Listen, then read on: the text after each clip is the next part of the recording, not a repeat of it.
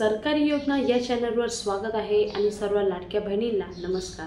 तर लाडक्या बहिणींनो, ज्या ज्या महिलांना 12वा हप्ता मिळालेला नाही त्यांनी काय करायचं आहे, मी एक ट्रिक सांगणार आहे। ती नक्की ट्रिक यूज करा, तुमच्या खात्यामध्ये नक्की पैसे येतील।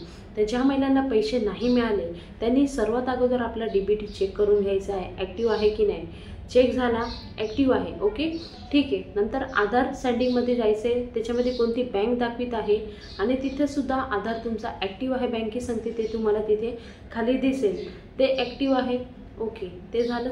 थर्ड स्टेप हे करायचं आहे की तुम्ही त्यानंतर माझी लाडकी बहीण योजना या साईटवर जाऊन तुम्ही तक्रार करू शकता।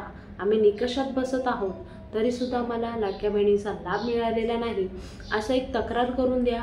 नक्की तुमच्या खात्यामध्ये पैसे येतील, तुम्ही पात्र आहात, निकषात बसत आहात तर तुम्हाला नक्की पैसे मिळणार आहे।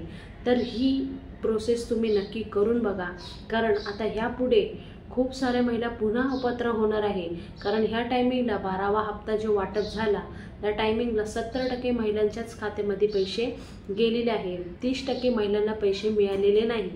ते काय काय नियम आहे ते मी तुम्हाला गेल्या व्हिडिओमध्ये सांगितलं आहे। पुन्हा एकदा तुम्ही लॉंग व्हिडिओ बघून घ्या जाऊन, तुम्हाला कोणते कोणते नियम आहे ते तुम्हाला तिथे बघायला भेटणार आहे। त्यासाठी मी आजचा हा शॉर्टमध्ये एक व्हिडिओ बनवला आहे।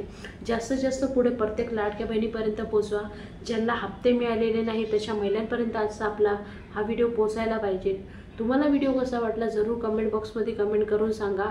पुन्हा भेटूया नवीन व्हिडिओमध्ये, तोपर्यंत बाय बाय, थँक्यू, जय हिंद।